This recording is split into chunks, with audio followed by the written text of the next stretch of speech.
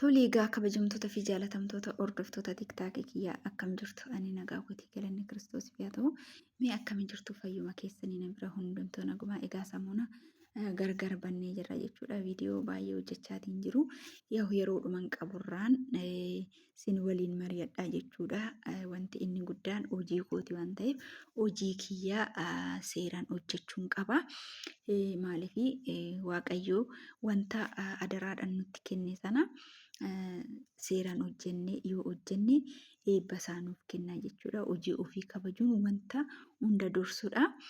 TikTokiin immoo gara fuulduraatti nama fuulduratti ba'anii yaada qaban ibsachuudhaaf akkasumas immoo taalentii qaban tokko ibsachuudhaaf namoota waliin wal baruudhaaf kanaafuu ammaaf garuu hojiin irra jiru kun anaaf iddoo guddaa qaba waan ta'eef hojii ofii kabajuun baay'ee nama sin kabachiisa waan ta'eef yeroon argadhe yeroon firii ta'etti immoo akkanatti viidiyoo siniif waraabaa jechuudha. Har'a maal isiniin jechuu barbaade yaada gabaabaa wayii namoonni tokko egaa guddatanii iddoo guddaa gahuudhaaf gufuu baay'eetu karaa isaanii irratti isaan qunnamaa jechuudha. Innis immoo namoota naannoo ofii jiran irraa jalqaba maatii ofiitirraa illee kaa'uu danda'a. Bakka akkanumatti egaa sooshaal miidiyaan kun amma yeroo itti gaariis hojjetanii itti beekamtee argatan yaraas hojjetanii itti beekamtee argatanidha jechuudha. Wanti inni guddaan garuu maaltu na baasa dhaloota boruutiif maaltu gargaara kan jedhudha jechuudha.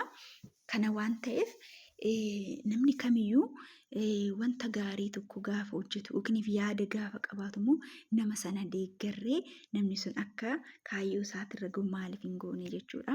Obboleettii teenya beerii egaa namni hin beekne hin jiru afaan amaariffaatinis afaan oromiiffaatinis hojjetti jechuudha tiktokii. Kanaafuu yeroo duraa ishee hordofaa kanan ture jechuudhaani koomentii baay'ee nama dabbaru barreessafii turanii ati haadha manaa ta'uun waxii waxuudhumaa distiidhuma maassaluudha manuma keessaa gudgud jechuudha mana keessaa hojjettuu ta'uudha kanuma hojiin kee kanuma jireenyi kee jedhaniit koomentiin taane barreessafii turan jechuudha. Hojii biraa hin qabdu jedhanii ishiin garuu kaayyoo ishii beekti kaayyoo kaayyeeffatte qabdi waan ta'eef kaayyoo ishii sana immoo bakkaan geessee namoota sammuun isaanii dhadhabanii namoota sammuun isaanii bal'isee too hin yaadne barsiisan keenya tokko maal jedha seetanii ijoolleen na wajjin hin barattan baay'isawee tiktookii kiyyarra waan jirtaniif hin beektu.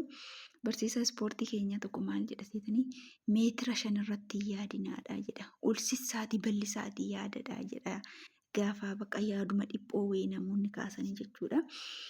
Innaa ishiin immoo garuu kaayyoo ishii kaayyeeffatte sana xiiqeffattee korma taatee hojjettee agarsiistee jirti jechuudha. Kanaafuu warri kaleessa garuu koomentiin taanii barreessafii ture sun har'a garuu namoota biraatiif hojii garaagaraa bantee hojii tokko malee 2, 3, 4, 5 isaa ol bantee dubartoota an biraatiif illee har'a akkamitti otoo hojjettuun qabaatiin akkamitti hojjettee akkanatti geesse akkamitti nama cimtuu taate jedhanii gaafachaatii jiru jechuudha. Akka ishii kana ta'uudhaaf jechuudha.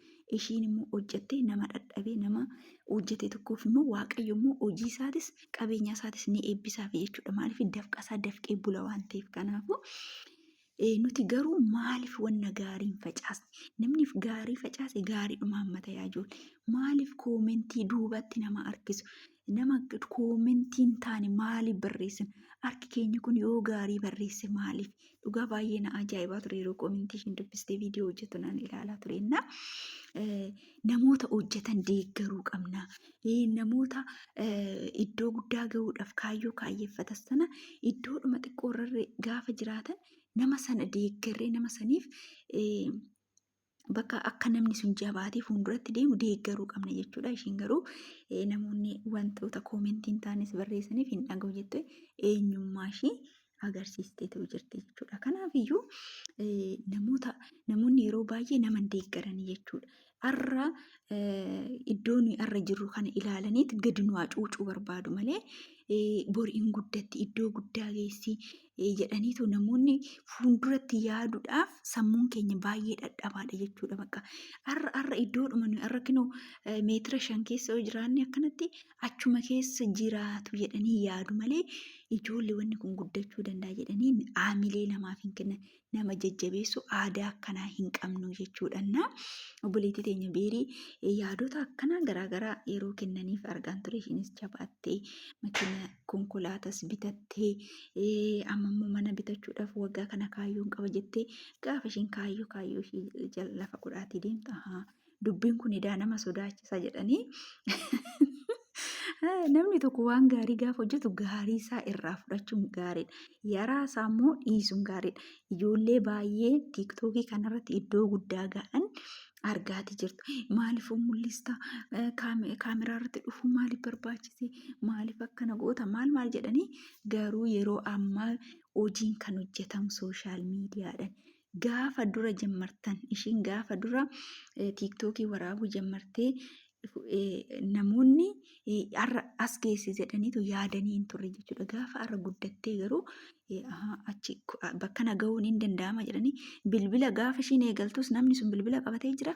Har'as bilbiluma san qabatanii jira jechuudha. Kanaafuu namoota yaadeeggarru akkasumas immoo obboleettii teenya alwaa akkanatti kinoo daa'ima dhukkubsataa baattee ishiin haadha taatee garaa deessee ijoollee gadi baastee gatti daa'ima kana waaqayyotu kenneefi. Kanaafuu daa'ima kana dadhabdee kan guddisu ishiidha kan baatu ishiidha. Maaliif koomentii gaariin barreessine ijoollee fayyaan har'a qabneetoo deemnu kun ikkoo sakandii takkatti akka nu harkaa badu hin beeknu. Warri daa'ima deenyes daa'imni teenya boru wanna taatu hin beeknu. Warri hin deenyes immoo boru maal akka deenyu maal beekna. Kanaafuu maaliif arrabni keenya wanna gaarii facaasa boru gaarii haammachuudhaaf jechuudha. Warroonni koomentii tiiktookii namaa jala deemtanii koomentii hamaa barreessitan yaadni kiyya kun isiniif jechuudha. Kanaafiyyuu koomentii keessa sirreessa nama balleesse tokko akkana gorsuun kanuma jirudha. Nama garuu dhibamaa baatee nama hojjetu tokko garuu arrabsuun duubatti harkisuun garuu kun inaaffadha jechuudha. Inaaffan immoo akka abidda si'oolii keessatti jedha matsaaf qiddusiin inaaffan nama guggubaa jedha. Maaliif oduma namatti inaafnu oduma guddina namaa sana gadi hacuucuudhaan duubatti harkisuudhaaf deemnu ofuma keenyaaf duubatti afnaa. Namni sun garuu nu fuuldura darbeet iddoo guddaa ga'a jechuudha. Yoo deeggarree yoo jabaadhu jennee nama gaarii hojjetuuf nama gaariin hojjenneef hojiin kee kun badaadha gara gaariitti deebi jennee yoo gorsine badii hin qabu. Isaan alatti garuu namoota daa'ima dhibamaa baattee amma obboleettiin teenya tuni suuraa ishee poostii godha. Nama akkanaa kana jabaadhu waaqayyo humna siyaa kennu jennee deeggaruu qabna. Yoo dandeenye qarshiidhaan deeggaru yoo qarshii dhabne immoo yaadanuu nama deeggaruu wanna guddaadha. Isaan alatti garuu yaadan gadi namaa cuucuun sammuu namaa cabsu maaliif barbaachisa? Nuyi maalumamee wanna nuyi itti abdannu. Arrabni keenya kun silaa yaraa facaasatii jira. Gaafa kufnee eenyutu nu kaasanuu? Kanaafuu waan gaarii haa facaasnu waan gaarii haammachuudhaaf namoota karaarra jiran guddachuudhaaf deeggaruu qabna. Namoota immoo akkanatti rakkatanis immoo yaada gaarii yoo barreessineef kuniyyuu isaan jajjabeessaa. Haatis abbaanis maatiin hundumtuu ishiirraa baqatee daa'ima akkanatti dhukkubsataadhuma waan qabatteef jecha maatiin ishiitirree ishii gatanii waaqayyo tokkicha bichaa qabdi. Nuti immoo warri bilbila uumaa otoo qarshii ittiin baasin iskoloor gooneetuma warri tiiktookii kana laallu immoo koomentii nama jajjabeessu barreessuun waan gaariidha. Gaarii yoo facaasne gaarii hammannaa. Kanaafiyyuu namarratti dabannaa hin yaadinaa. Namarratti hin hinaafinaa. Karaa namaatirra gufuun godhina. Gufuu sun nama deebisee namummaa gufuu kaa'e sana deebisee kuffisaa. Namni isin gufuudhaan kuffisuu yaaltan sun irra tarkaanfatee darbaa. Boolla namaa qofforuun shaggaa miti. Ofuma keessatti gadi seenu waan ta'eef gaarii facaasuun gaariitti dhufuu isiniin jedha. Egaa kabajamtoota fi jaalatamtoota hordoftoota tiiktaakii kiyyaa guddaa isin galateeffadha wanta na hordoftaniif akkasumas immoo gara fuula yuutuubii kiyyaa seenuudhaan yuutuubii kiyyaa akkasumas sabiskiraayibii naa gochuudhaan chaanaalii koo kana naa guddisaadha. Egaa gara fuulduraatti hojii ambirootiin akkan dhufu abdii waaqayyo irraa nan qaba. Gara fuulduraatti egaa itti fufeen hojjedha jedhee tanaan abdii qaba. Waaqayyotu beeka. Waaqayyo umurii nuuf yaa kennu jechuudha. Kanaafuu guddaa sin galateeffadha waan na dhageeffattaniif waan na hordoftaniif oraa bulaa nagaatti.